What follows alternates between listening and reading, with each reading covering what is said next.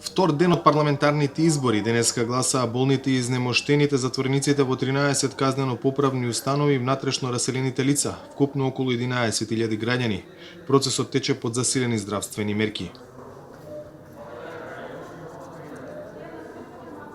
Мирно, демократски, се разбира со нови протоколи, здравствени протоколи кои ги препиша Комисијата за здравство, кои ги прифати Државната изборна комисија.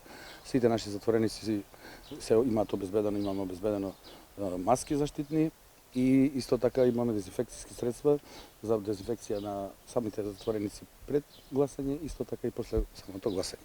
На овие избори покрај болните и изнемоштените кои гласаа дома за прв пат е организирано гласање во 17 домови за стари лица. Оценките на Државната изборна комисија се дека денот поминал во добра атмосфера. Немаме пријави за никакви инциденти и денот се одвива навистина мирно, што исклучително ме радува, затоа што очигледно дека расте граѓанската свест кај нашите граѓани за своето право и обврска да излезат на избори и да го искористат своето право на глас. Дик повтори дека какво било прецртување на кое било име на гласачкото ливче ќе значи дека тоа е неважечко.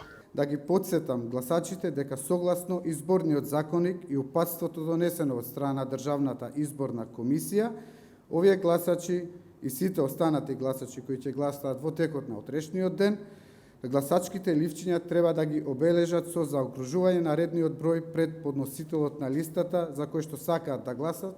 Вчера, кој беше прв ден од изборите, гласаа 723 граѓани позитивни на COVID-19 и лицата во самоизолација. Утре е главниот изборен ден на овие 10 парламентарни избори, кои според неколкуте релевантни анкети во изминатиот период ќе бидат едни од најнеизвестните. За Гласот на Америка, од Скопје, Владимир Мирчевски.